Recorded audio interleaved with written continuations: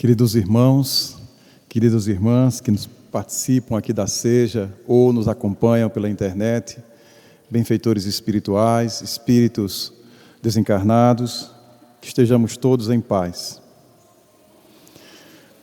Jonaquim, um velho sábio cristão, que mantinha o seu auditório vivo, narrando histórias memoráveis dos tempos apostólicos. E aí passava de uma história para outra, até que alguém disse: conte-nos uma grande história de amor. Se imaginava que ali ele apresentasse algum casal, uma história conjugal, uma espécie de Romeu e Julieta dos tempos antigos. Mas Jonaquim tomou uma inflexão diferente na voz e disse: eu lembro de uma grande história de amor que circula nos planos mais altos e agora repasso para vocês. Iniciou sua narrativa na velha Roma, pouco depois da desencarnação de Jesus, quando o cristianismo travava as primeiras lutas para triunfar na sede do império. Surgiu um patrício, Mardônio Técio. Mardônio, não obstante a sua condição proeminente na sociedade de Roma, ao conhecer as ideias de Jesus, o movimento nascente do cristianismo, ficou encantado, porque ele era a própria dor viva, não obstante a sua condição de alta projeção social, na intimidade do seu domus, da sua casa, era um sofredor. A mulher que dizia o amá-lo, por questões menores o abandonou e foi para Cartago, se dando ao direito de aventuras, de uma vida livre. E ele ficou a sós com um filho adolescente. Naquela inquietação, não encontrava nas páginas escritas pelos romanos consolo para a sua dor. Perante a sociedade, era um homem benquisto, muito rico, com muitos escravos, muitas propriedades, muitas posses, mas o seu coração vivia em frangalhos, numa carência profunda, mas sobretudo porque não tinha uma explicação para a sua dor. Até que chega aos seus ouvidos as abençoadas ideias de Jesus. Os primeiros cristãos que vinham da Palestina e traziam para Roma as ideias revolucionárias de um certo Galileu. E Mardônio, conhecendo isso, imediatamente procurou saber onde havia um núcleo de cristãos. Que pequena sociedade era essa que pensava a fraternidade, que dava um sentido diferente à dor, ao sofrimento. E assim aconteceu. Mardônio, em pouco tempo, se fez cristão. E entranhou de tal modo a mensagem de Jesus no seu mundo íntimo, que imediatamente tomou uma atitude. Ele resolveu se desfazer de suas posses. Como a sociedade romana exigia, ele fez uma partilha. Metade dos seus bens doou para o seu filho Marcos Lício.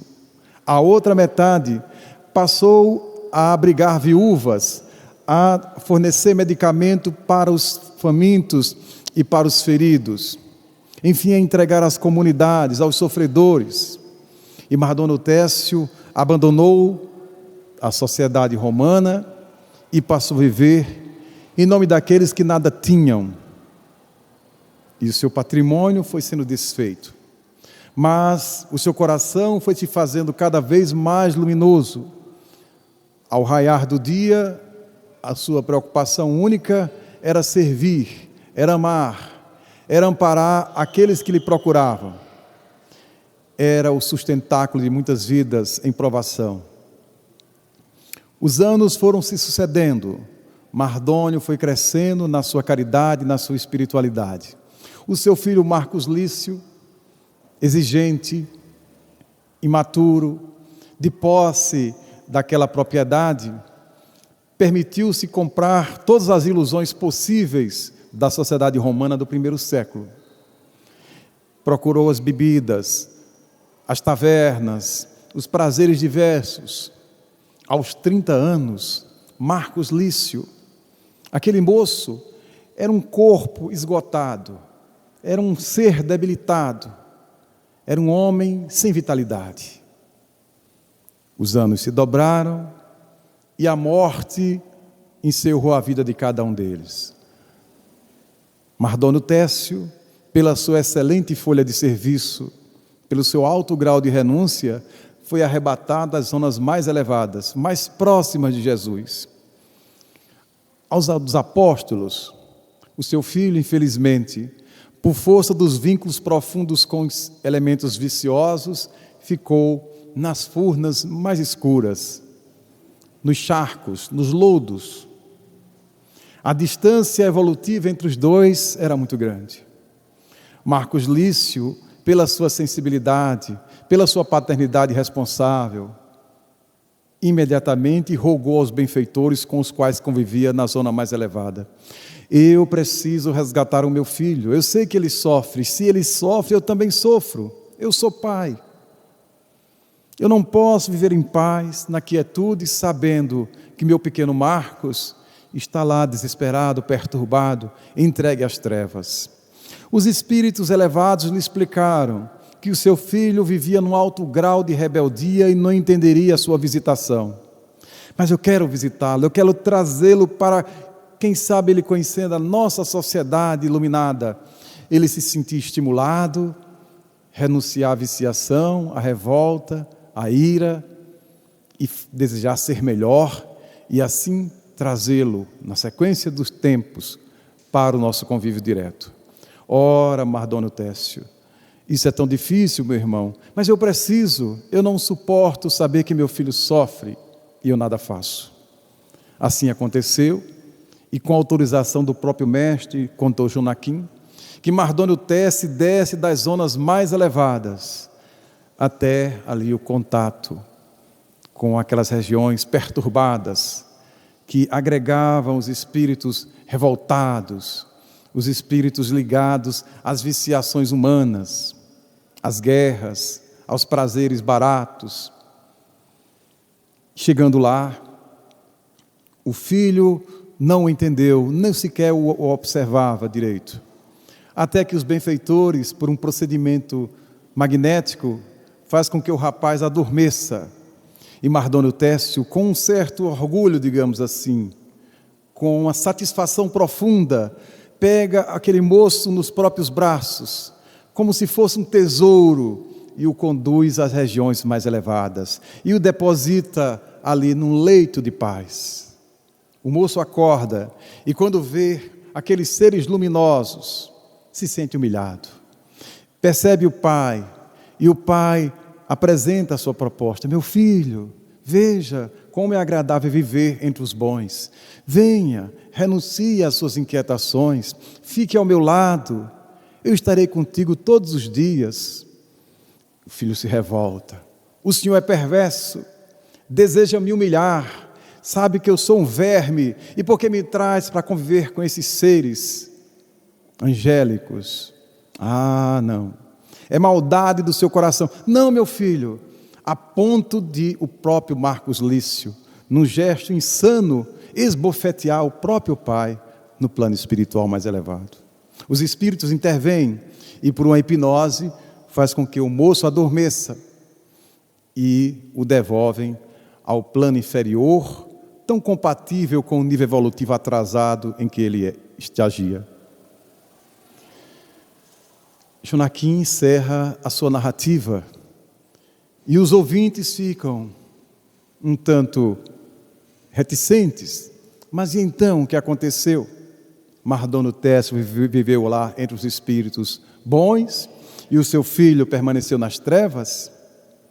Não. Ele com muita dor percebeu que não era possível naquele momento resgatar o seu filho e trazer para o seu convívio, porque a distância evolutiva assim não permitia. Isso se deu naquela experiência na carne, porque acontece numa mesma família, nós temos espíritos com distância evolutiva expressiva. Às vezes a mãe, o pai, o filho, os irmãos nós temos ali um grande criminoso, um ser perverso, perturbado, atrasado, ao lado, dormindo ao lado de um ser elevado, que renuncia facilmente, que ama com facilidade. Mas no mundo espiritual, as coisas valem pelo seu peso específico do perispírito. Não é possível a convivência assim de seres tão atrasados com seres tão adiantados. Então, Jonaquim retoma a narrativa para contentar os seus ouvintes. Mardônio Técio não desejou permanecer naquela dificuldade. E, segundo os que me informaram, nos planos mais altos, por 92 anos consecutivos, 92 anos, mais de 15 mil dias, Mardônio Técio, diariamente, descia do seu plano mais elevado, ia à região inferior em que seu filho vivia, rebelde e agressivo, chegava junto dele, fazia uma oração, lhe trazia um naco de pão para que ele se alimentasse e lhe dizia uma palavra consoladora, uma frase, apenas uma frase: meu filho, eu ainda te amo muito e te amarei sempre. O filho rebelde esbofeteava o ar, enlouquecido. No outro dia, Mardônio Técio comparecia, uma nova prece, trazia o pão, o naco de pão necessário para a nutrição daquele moço agressivo, e mais uma frase nova, uma frase de estímulo. Se passaram 92 anos de visitas ininterruptas. Os que ouviam Jonaquim disse: mas então isso é uma prova inconteste que o amor é ineficaz, que o amor retarda as coisas.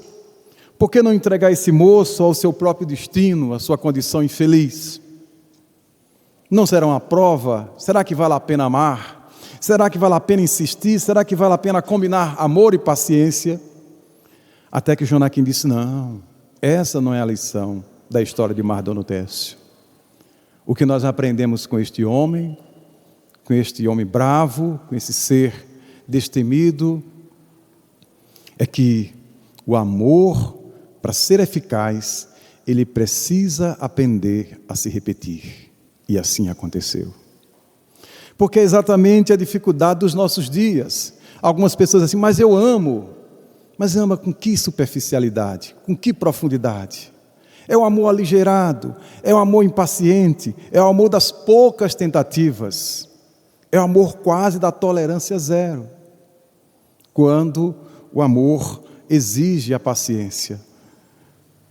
O Espírito Emmanuel, quando analisa aquela passagem do evangelista João, capítulo 21, dos versículos 15 a 17, quando Jesus, aparecendo pela terceira vez aos espíritos, já aos seus discípulos, já ressurrecto, se aproxima de Pedro e por 3 vezes o pergunta: Pedro, a primeira vez, tu me amas mais do que estes? Se referindo aos outros discípulos. E Pedro diz: Senhor, eu te amo. Então Pedro: apacenta as minhas ovelhas, alimenta as minhas ovelhas. E aí, mais uma vez, Jesus retoma a carga: Pedro, tu me amas? Senhor, já te disse, eu te amo. Então Pedro: apacenta as minhas ovelhas. E uma terceira vez: Simão, filho de Jonas, tu me amas? Senhor. Pedro ficou triste, segundo o evangelista, porque parecia que Jesus duvidava da sua afirmativa, porque ele repetia a sentença interrogativa por 3 vezes. Ele não já tinha dito 2 vezes que o amava? Será que Jesus não acreditava na força das suas palavras? E Pedro disse: Senhor, eu te amo. E Jesus mais uma vez disse: apacenta as minhas ovelhas, dá alimento às minhas ovelhas. E Emmanuel analisa essa colocação exatamente com esse título: amas o bastante?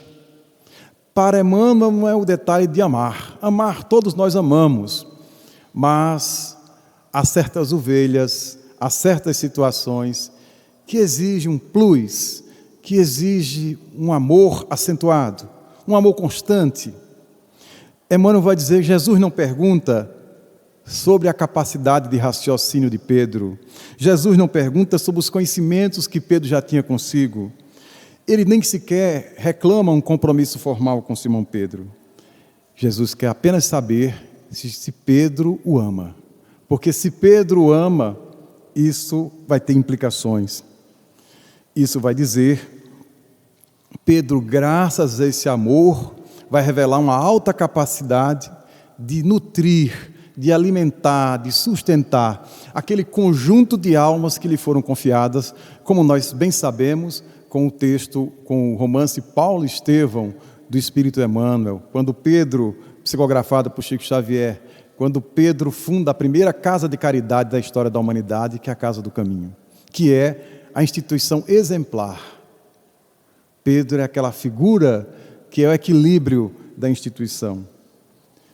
Porque, escreve Emmanuel, com amor, as demais dificuldades se resolvem, se o discípulo possui suficiente provisão dessa essência divina, a tarefa mais dura vai se tornar um apostolado de bênçãos. Como se Jesus estivesse dizendo assim, Pedro, sustenta os mais necessitados do que tu mesmo. Não desanimes perante a rebeldia, nem condenes o erro, do qual a lição benéfica surgirá mais tarde. Ampara os corações enfermiços e frágeis que te acompanham aos passos. O inexperiente de hoje pode ser o mentor de amanhã. E assim fez Simão. Porque com certeza as almas que se apresentaram para colaborar com ele na primeira hora, não eram almas prontas, eram almas com conflitos, com dificuldades, com exigências, com muitos atrasos. E Pedro foi contornando, porque ele, entendendo aquele compromisso estabelecido com Jesus, todas as consequências da sua resposta, que amava o Mestre, ele precisava exatamente da sustentação daquelas almas. Como aprendemos no livro Nosso Lar, do Espírito André Luiz, também psicografado por Chico Xavier, quando Dona Laura vai explicar num diálogo que o amor é o alimento da alma. O Espírito Joana de Ângeles, na obra Autodescobrimento, por Divaldo Pereira Franco, vai nos dizer que há verdadeiras almas raquíticas. As pessoas estão crescendo com grande carência de amor. Elas não são amadas na infância, não são estimuladas a amar, e por isso nós estamos percebendo a fragilidade de toda uma geração que sente esse oco dentro de si. Não tem reservas de amor ante os primeiros impactos e desafios que surgem na adolescência. Os mal amados que não conseguem também amar.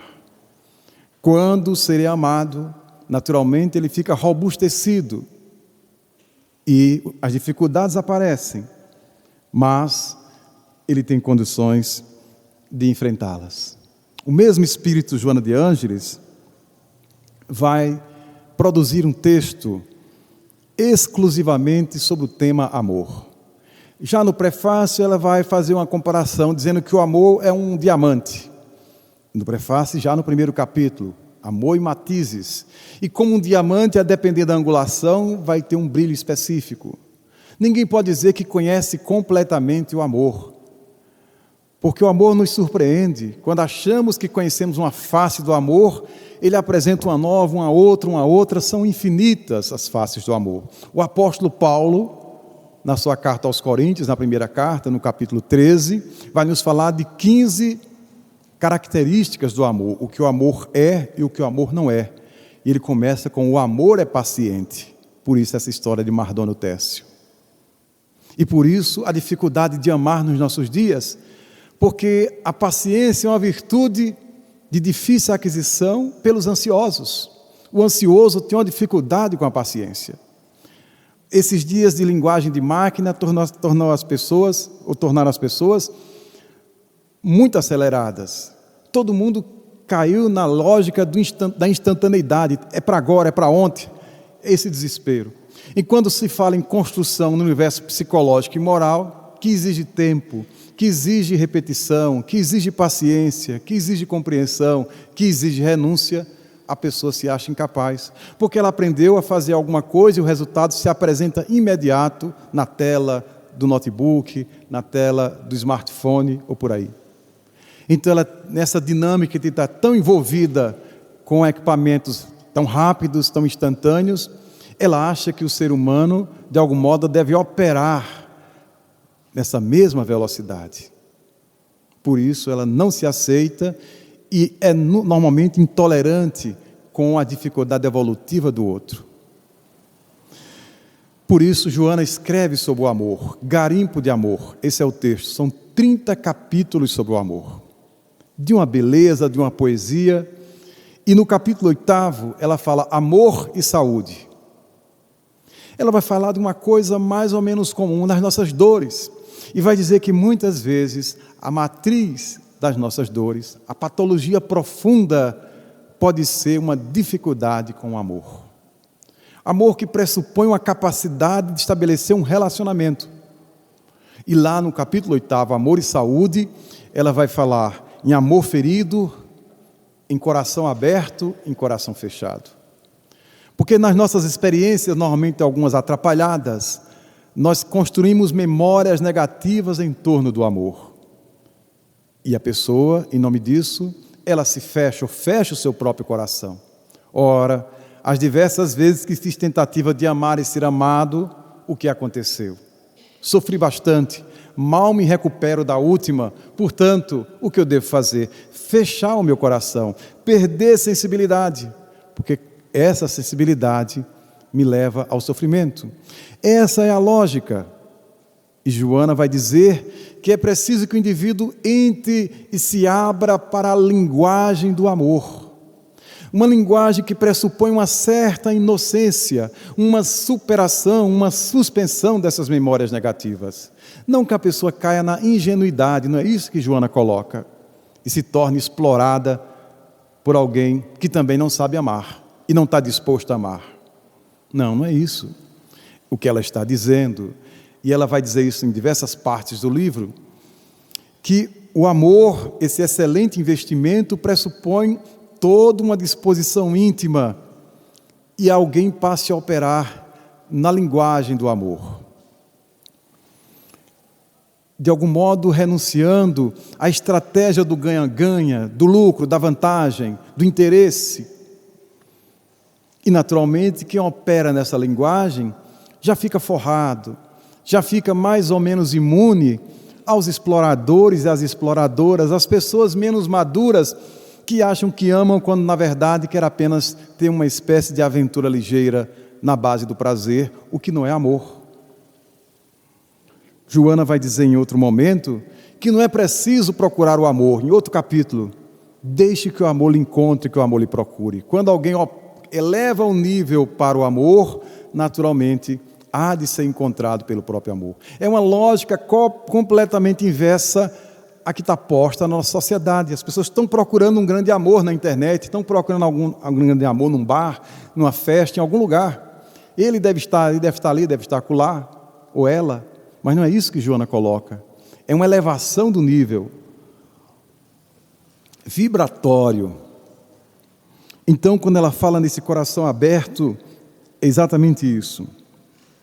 Isso nos remete a Allan Kardec, porque o codificador, ao tematizar o problema da felicidade, à altura ali da questão 937, na quarta parte do Livro dos Espíritos, Esperanças e Consolações, da questão, são 3 questões, a questão 937, 938 e 938A. Ele vai trabalhar uma seção chamada Decepções, Ingratidão, Afeições Destruídas. E o codificador, na questão 938, vai perguntar expressamente: as decepções oriundas da ingratidão não contribuem para endurecer o coração e fechá-lo à sensibilidade? À época de Kardec, no século XIX, na França, havia a expressão l'homme de cœur, ou l'homme de cœur, o homem de coração. O homem de coração era o ser humano sensível, aquela pessoa amorosa, aquela pessoa que estava disposta a amar e tinha grande sensibilidade para sentir, para captar o amor de alguém. Então, era a pessoa sensível, era a pessoa bondosa, era a pessoa que se emocionava, que se tocava com as coisas mais simples, tinha uma inclinação romântica, era o l'homme de cœur, o homem de coração. E aí, o que acontece? Ora, essas pessoas muitas vezes elas são vítimas, digamos assim, de pessoas ingratas, oportunistas, exploradoras. E isso não faz com que elas pensem que é melhor fechar o coração à sensibilidade, não é melhor endurecer. As decepções oriundas da ingratidão não contribuem para endurecer o coração e fechá-lo à sensibilidade? Essa é a questão.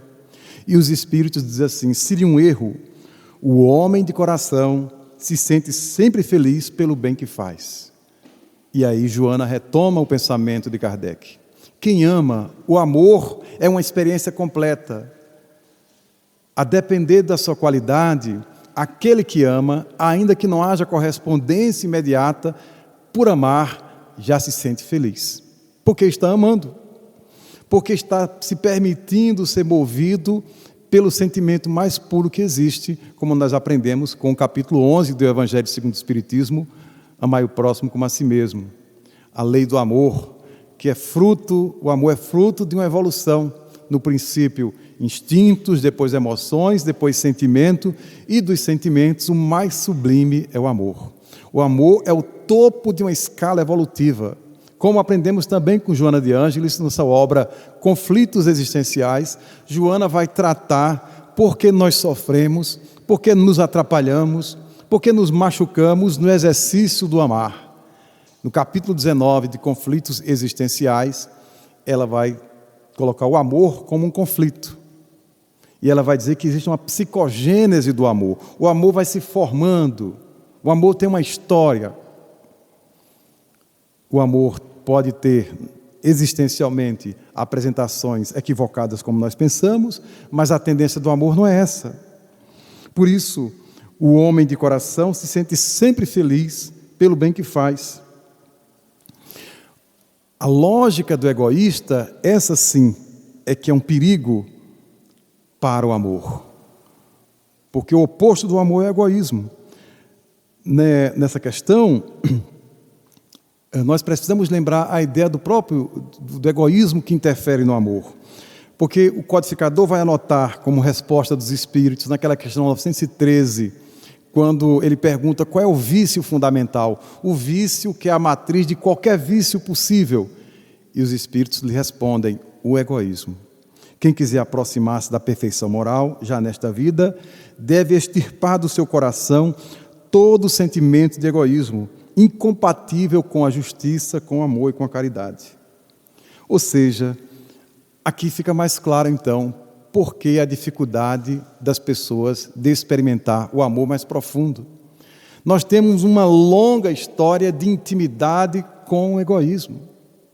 Então, quando nós nos lançamos num projeto de amor, nós, muito provavelmente, podemos estar permitindo que essas reservas de egoísmo, que nos são tão familiares, estejam definindo a arquitetura do projeto.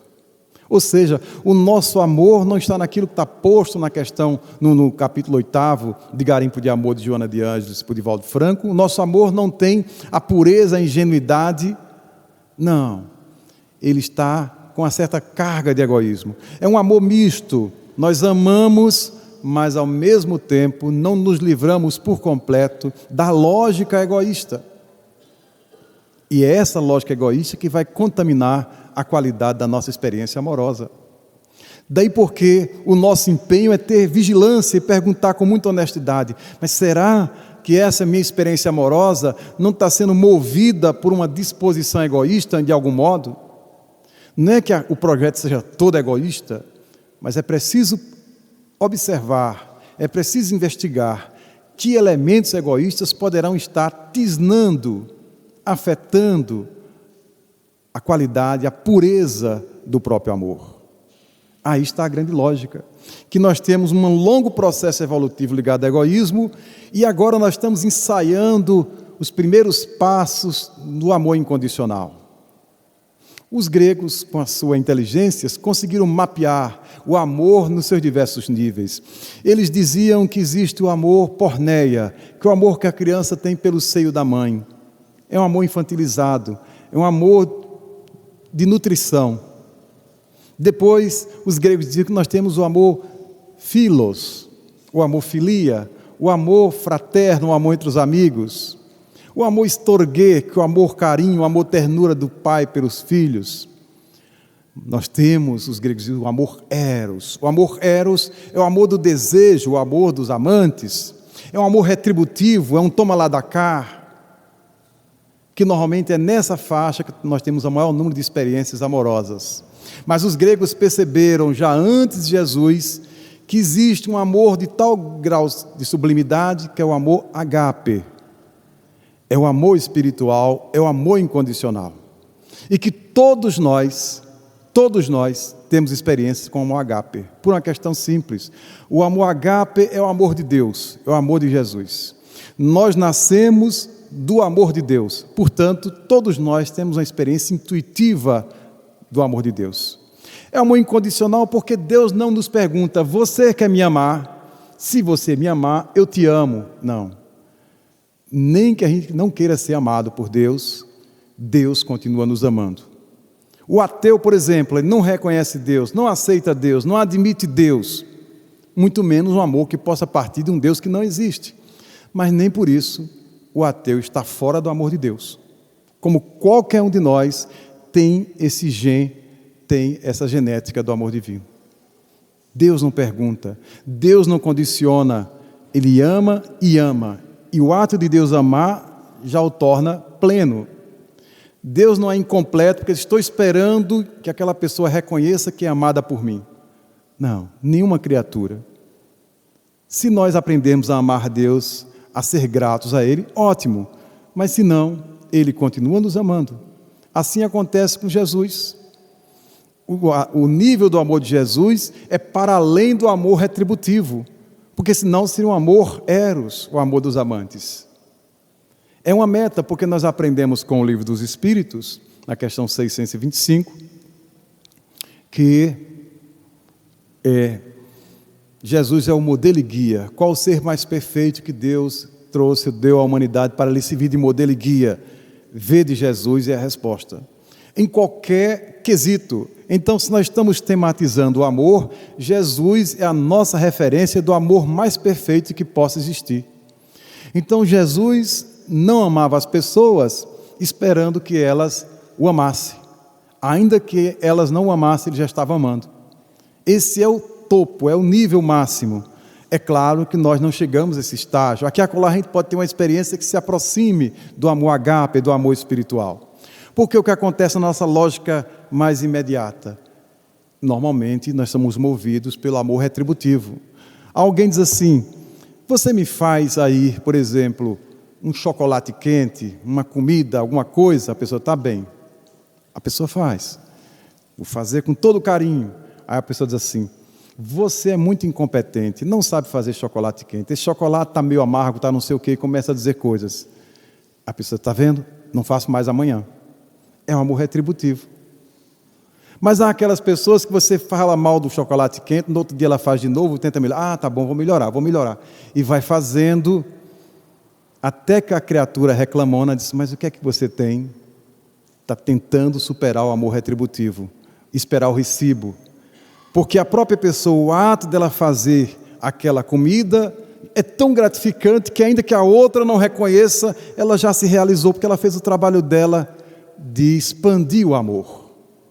Se haverá retorno ou não, é um problema de velocidade. Um dia haverá, porque os Espíritos falam sobre os ingratos.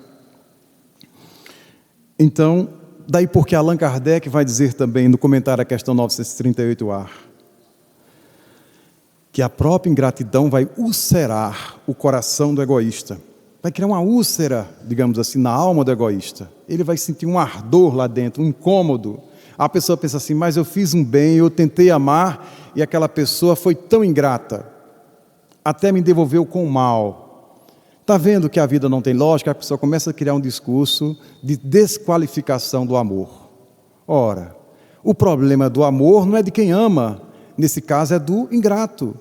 E um dia essa ingratidão, segundo os Espíritos, vai se transformar como uma úlcera causticante a incomodar a alma do ingrato, para que ele desperte.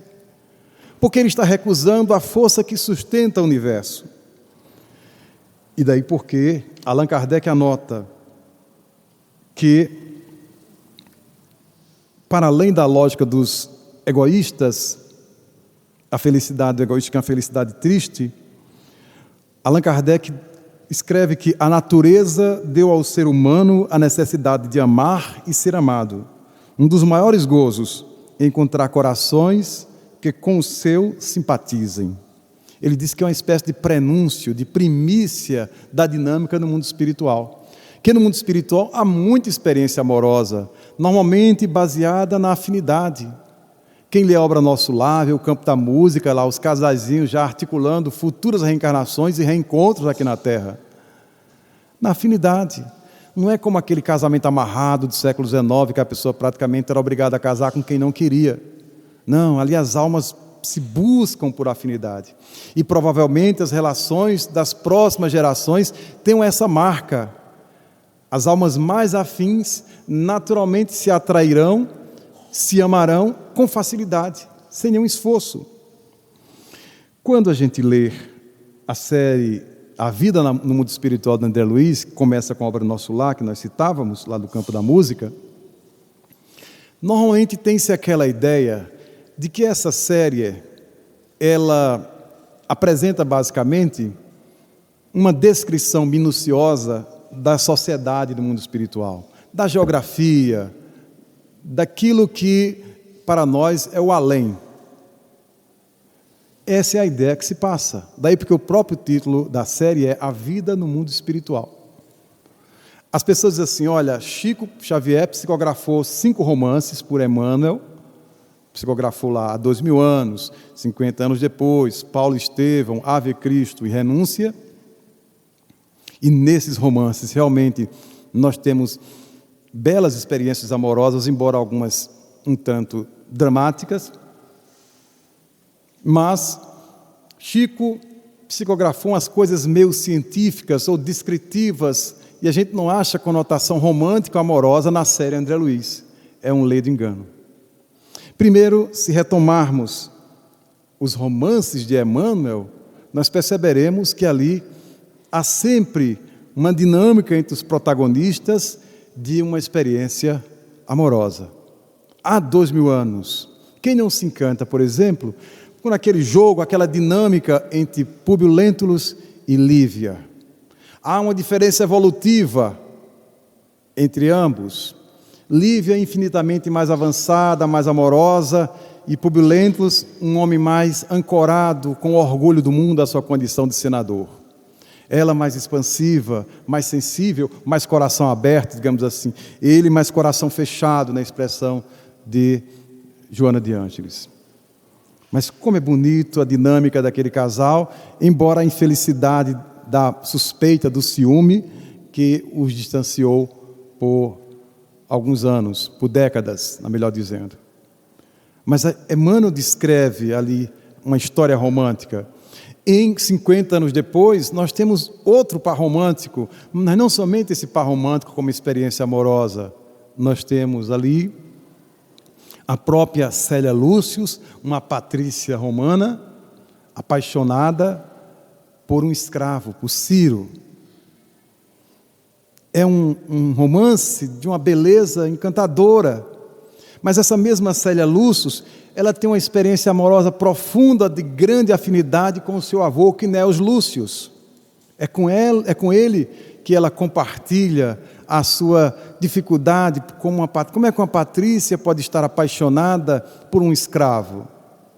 São as coisas do amor.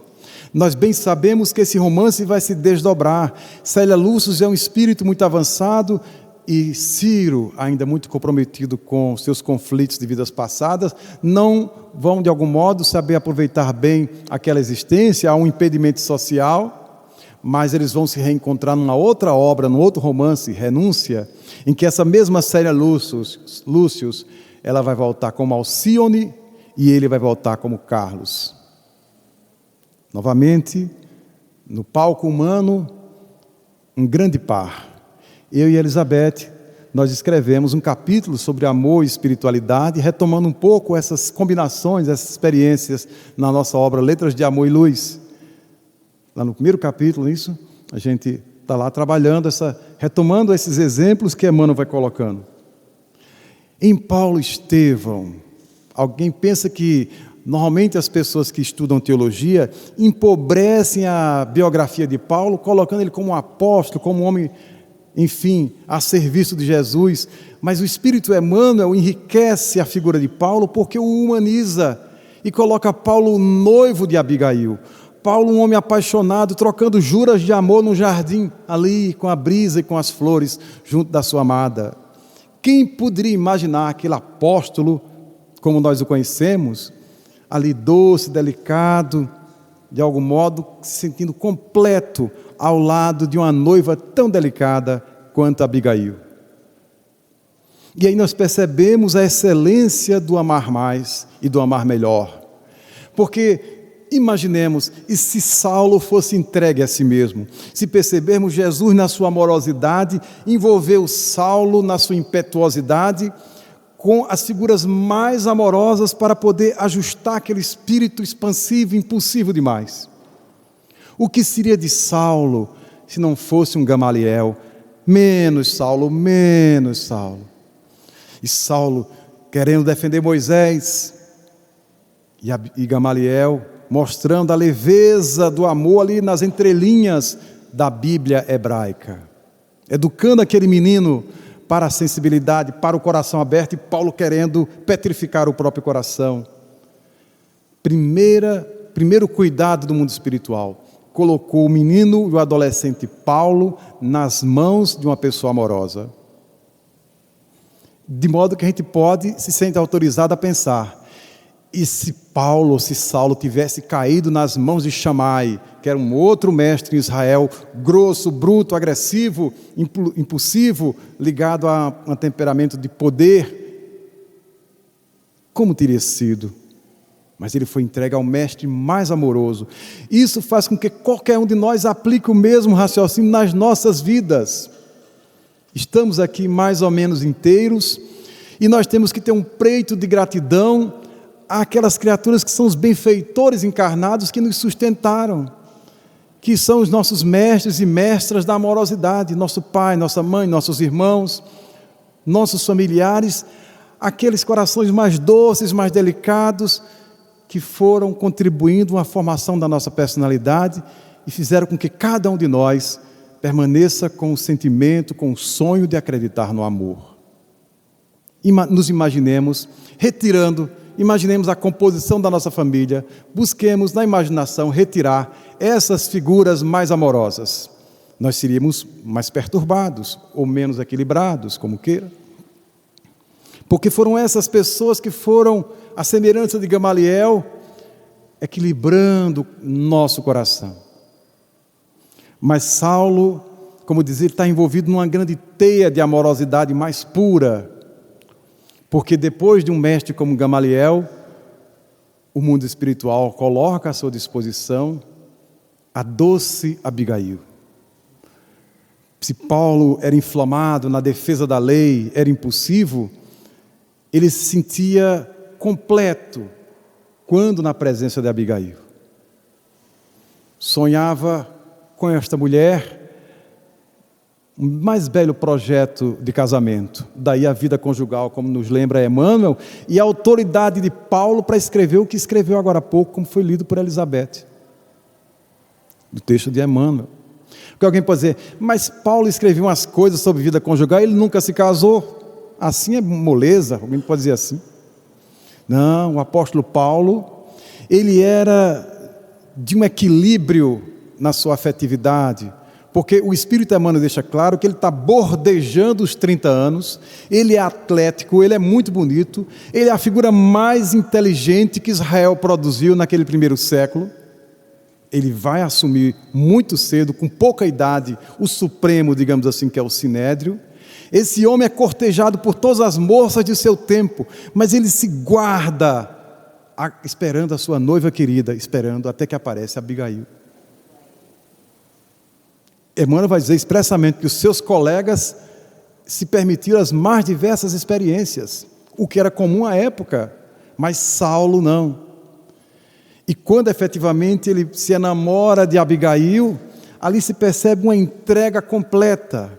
Quando ele pega lá a sua biga e com os cavalos brancos dispara em direção à casinha da estrada de Jope, lá da casa de Zacarias, onde Abigail mora, até os amigos percebem que ele está diferente. Sadoc percebe o que é um homem apaixonado, ele fica todo diferente. Então, esse é o Saulo, mas esse mesmo Saulo, que para que o seu coração permaneça aberto à amorosidade, recebe Abigail, recebe Gesiel ou Estevão. Então ele é envolvido por um conjunto de pessoas enviadas por Jesus para que ele mantenha o seu coração aberto. Mas ele prefere se petrificar, se fechar, e aí acontece exatamente o recurso extremo que a espiritualidade usa, quando a pessoa teimosamente se renuncia ao direito de amar e ser amado, é cair do camelo. O pessoal diz que caiu do cavalo, mas caso de Paulo foi cair do camelo.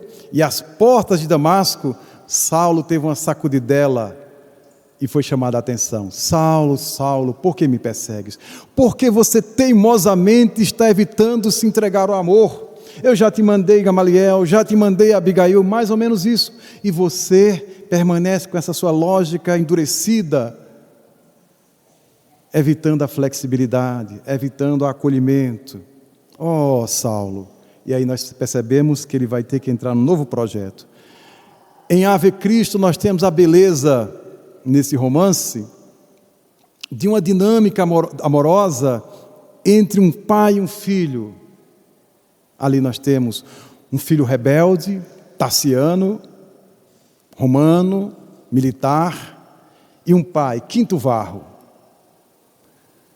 Um pai de tal sensibilidade, de tal grau de renúncia que se apaga, elimina a sua identidade para continuar acompanhando o seu filho, até mesmo na condição de um apagado jardineiro do palácio do próprio filho, sem que ele o soubesse.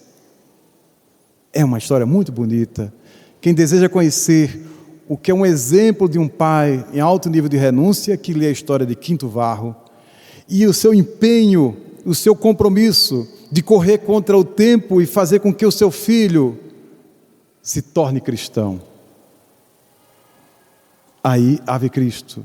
Em Renúncia, como nós falávamos, o último romance da série de Emmanuel, nós temos a figura de Alcíone. Mas essa Alcíone que não somente não é um amor exclusivo, um amor tão somente para o seu querido Carlos, ela vai recolher no seu coração de volta aqueles mesmos pais que lhe enxotaram de casa quando ela era Célia Lúcius. O pai e a mãe que praticamente exigiram que ela fosse expulsa de casa. Eles voltam como Cirilo d'Avenport, como Madalena Villanil. E aí, essa mesma Alcíone vai servir como uma empregada mais desprezível na escala social francesa daquela época, do século XVII, e vai servir ao pai e à mãe. Vai amá-los. Eis a questão, como o amor, ele tem essa capacidade plástica de, enfim, apresentar novas possibilidades. Enquanto o egoísmo diz para nós, fique rancoroso, não perdoe jamais, cristalize essa memória. O amor diz o contrário. O amor pede a criação de novas possibilidades. Mas como dizíamos, para além dos romances de Emmanuel, nós falávamos da série do Espírito André Luiz, que começa por Nosso Lar, a vida no mundo espiritual. E que as pessoas acham que é tão somente a descrição das narrativas das grandes situações do mundo espiritual. Nós podemos entender que esses textos do Espírito André Luiz, na verdade, narra grandes histórias de amor, grandes exemplos de amor. E aqui eu vou me pautar em algumas delas. Nos lembramos do Espírito Joana de Ângeles, que nos anos 2000 escreveu um livro chamado O Amor como Solução. Ela já tinha escrito um livrinho nos anos 90 chamado Viver e Amar. E nesse livro Viver e Amar, ela tem um capítulo chamado Tenta o Amor, outro Companhia do Amor e Presença do Amor. A tese dela é até repetitiva. Ela vai dizer que até agora nós elaboramos, nós construímos problemas, mas esquecemos de pautar o amor como um mecanismo excelente de solução desses mesmos problemas. O amor resolve. Daí porque ela retoma essa tese, o amor como solução. E a gente vai perceber isso praticamente na série de André Luiz. Vamos pegar, por exemplo, o livro Libertação. O livro Libertação é esse incompreendido, porque no livro Libertação, André Luiz vai trazer grandes segredos que perturbam até às vezes o leitor, porque ele vai falar dos dragões, dos espíritos anticristos, aqueles que vão há muitos milênios, já de outros planetas, fazem oposição a Jesus e ao bem, e que estão aqui na Terra, normalmente, na condição de mando, de poderosos. Estão aí conspirando, evitando toda a evolução do planeta. A ponto de, muitas vezes, há um médium em Minas Gerais que chegou a produzir não sei quantos livros ditos mediúnicos, com detalhes sobre o umbral, sobre os dragões ou coisa parecida. É uma literatura questionável. Mas o livro, se tivermos um olhar mais romântico, ele vai apresentar para nós exemplos de grande amorosidade. Se não vejamos, o livro começa quando Gúbio recebe a visita de Matilde. Ora, quem é Matilde? Matilde é um espírito luminoso que, para poder chegar à esfera do espírito Gúbio, ela precisa se materializar. Ela não tem mais perispírito. Então Matilde pede a Gúbio que se empenhe pelo seu filho querido. Mas quem é esse filhinho querido? Esse filhinho querido é Gregório. É um homem que foi uma figura proeminente na religião, uma pessoa a mais poderosa da terra na escala das religiões. E esta pessoa, enquanto religiosa, ela abusou do poder. E chegando ao mundo espiritual, ela de tal modo está empoderada, identificada com o poder, que ela permanece articulando poder. E passados 500 anos, esse espírito duro, perverso, agressivo, perseguidor, ele continua articulando obsessões as mais cruéis.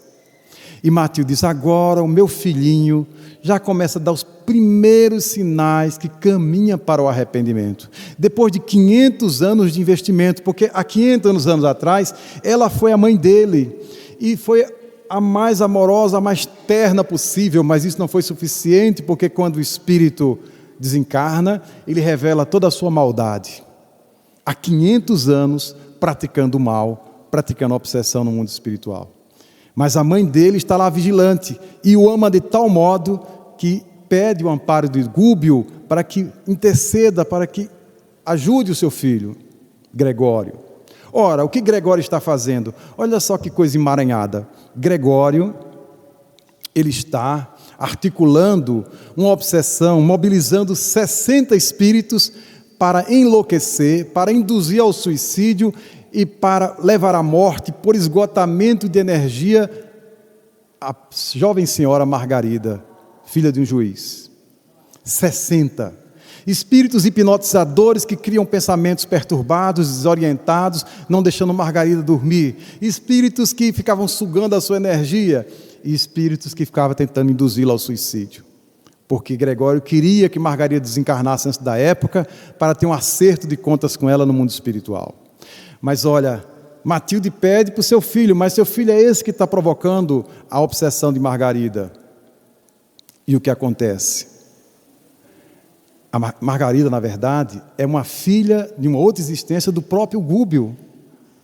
Então, como é que Gúbio vai se empenhar para ajustar alguém que está perturbando a sua filha querida? Margarida é sua filha que está reencarnada. Mas ele, em nome do amor, esquece essas inquietações e passa a se empenhar no caso Margarida. Quando ele chega à casa de Margarida, vê lá os 60 espíritos que estão capitaneados por um preposto, por uma pessoa indicada pelo próprio Gregório, que é Saldanha. Chegando lá, um determinado dia, Saldanha disse assim, eu preciso visitar o meu filho que está no manicômio. Aí, Gúbio disse assim, eu posso ir com você? Saldanha aceita. Saldanha é o chefe dos obsessores de Margarida. Chegando no manicômio, eles encontram o rapaz deitado no chão frio, infecto, ali, numa situação deplorável. O rapaz enlouqueceu.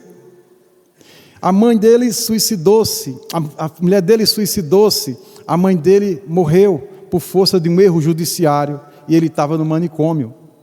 Então era um desastre familiar completo e o rapaz estava lá.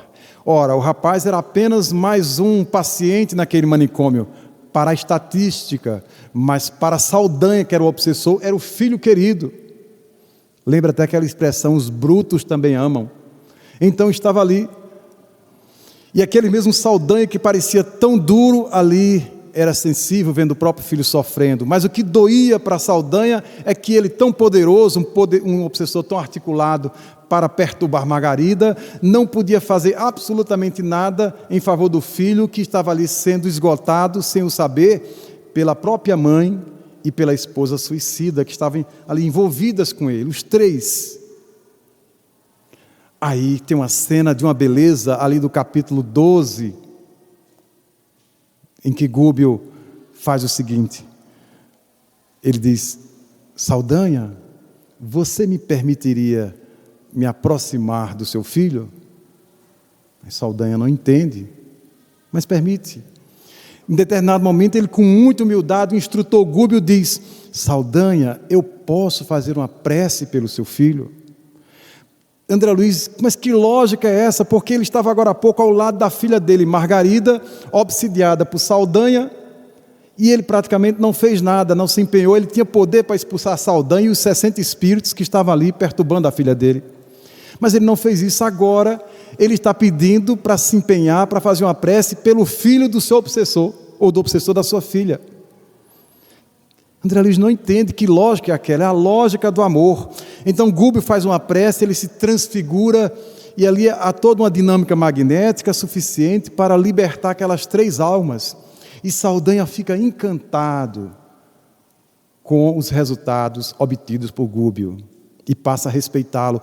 Ele, a tal ponto, aquele homem que parecia tão duro, diante da força do amor, ele se queda e quer beijar as mãos de Gúbio. E Gúbio diz: ainda não, calma. Que amor é esse? Que você renuncia a um primeiro movimento de amparar aos seus, para poder beneficiar aqueles que prejudicam os seres queridos. André Luiz anota: só aí eu entendi, porque Jesus diz: amai os vossos inimigos. Isso sim é amar os inimigos. E na sequência, por força desse gesto de Gúbio, há um desmantelamento daquela experiência obsessiva. E no mundo maior, nós temos o caso de Cipriana, porque Calderaro é um espírito evoluidíssimo, tem muito conhecimento sobre o cérebro, mas há uma briga de dois espíritos há muito tempo, e Calderaro disse: olha, eu não tenho evolução no campo do amor, da afetividade, vou ter que chamar Cipriana. Cipriana é uma mulher simples, e ela que numa experiência amorosa, ela vai e aparta aqueles corações litigantes. Também entre a terra e o céu, para poder encerrarmos, nós temos a figura da irmã Clara. Ali nós temos uma dinâmica complicada, porque Odila desencarnou, deixa o marido fica viúvo e se casa com a jovem Zulmira. Odila, muito ciumenta, ela passa a investir de forma muito dura contra Zulmira, contra a segunda esposa do seu ex-marido. A tal ponto essa obsessão chega que ela deixa Zulmira acamada, e Zulmira caminha para a desencarnação, que está perdendo energia por força da obsessão. Então aquele quadro parece que caminha para o óbito, até que chega a irmã Clara, que é trazida exatamente por quem? Por Clarencio. Clarencio é um conhecido nosso que aparece lá como um ministro daqueles 72 ministros do nosso lar, que recolheu André Luiz. A gente acha que um ministro do nosso lar é uma figura muito imponente, muito importante, tem muita evolução, mas Clarencio não se acha em condições de resolver aquela dificuldade, e chama uma pessoa muito simples, irmã Clara. Irmã Clara chega ali, ela pede para se afastar, ela entra em oração, se transfigura completamente e aproxima-se de Odila, e não faz a mínima recriminação. O seu primeiro gesto, quando Odila desperta da obsessora, é de colocá-la no colo. Minha filha, Por que odiar? Por quê?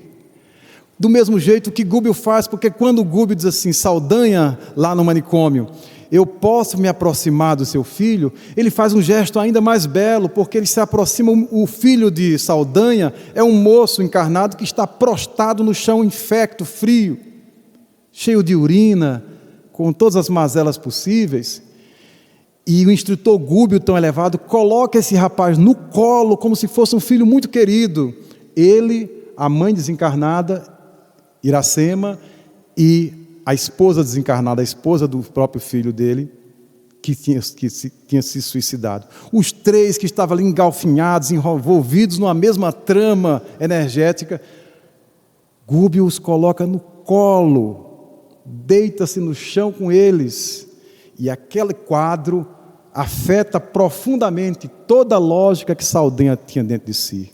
São as pessoas que na sequência dos milênios vão construindo imagens e memórias negativas do amor, duvidando do poder do amor. E a obra de André Luiz, como a obra de Emmanuel, vai mostrando para nós, em exemplos reais, que de fato Joana tem razão quando diz o amor como solução. Tenta o amor. Daqui para frente, nós enfrentaremos muitos problemas, mas precisamos perguntar claramente, já tentamos o amor? Mesmo que o problema não se resolva de forma imediata, mas o amor, ele de algum modo atapeta e caminha para a solução. O amor na perspectiva de Joana, nessa perspectiva do amor ágape, é aquele amor que primeiro se dá, sem esperar um retorno. Ou mesmo que espere um retorno, não tem uma perspectiva imediata, porque a pessoa vai investindo, e Joana vai dizer que o amor é o melhor investimento. Vai investindo e às vezes aquela pessoa, aquele ser, só na sequência dos milênios vai poder entender aquela semente de amor que recebeu no seu coração. É um desafio para todos nós. Gostaríamos de encerrar, claro, com um poeta, o maior poeta da Índia, Rabindranath Tagore, psicografado por Divaldo Pereira Franco. Esse homem que traduziu muito bem, só mesmo a alma de um poeta para poder traduzir a linguagem articulada do amor. Na sua obra Estesia, psicografada por Divaldo, Tagore escreveu: quem disse que amar é sofrer, jamais amor. O beijo do ar da madrugada desperta a vida que dorme. O sorriso da lua engrinaldada de estrelas diminui as sombras. A carícia do sol vitaliza todas as coisas. E a chuva que lava a terra e reverdece o chão, e abençoa o mundo correndo no rio, esvoaçando na nuvem esgarçada, são as tuas expressões de amor, construtor real, demonstrando o teu poder, a tua grandeza e a minha pequenez. Quem ama, sempre doa, e não sofre, porque ama. O amor é luz e pão, é ar e paz. Quem diz que amar é sofrer, ainda está esperando pelo amor, e jamais amor. Muita paz.